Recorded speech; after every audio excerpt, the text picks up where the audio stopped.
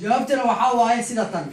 Vilken försäkring måste finnas för att en personbil ska få användas i trafiken? Vilken försäkring som måste finnas för att en personbil ska kunna användas i trafiken? Trafikförsäkring. Om Santa.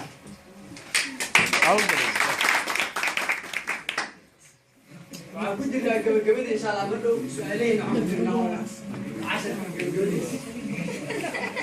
جوابتنا جواب سؤال وحاسكالي ما كان جروب أولا اسكالي وحنا بقين كان راح حسابنا ومعلم عبد الرحمن مش عبد الرحمن أوكي سؤال سلسلة دعس على اسمعنا هو اللي بيسكت Hur lång sträcka kör du på 3 sekunder när du kör i 90 km/h?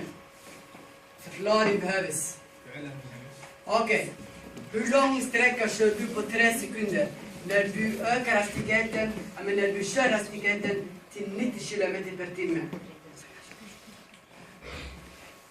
5 okej.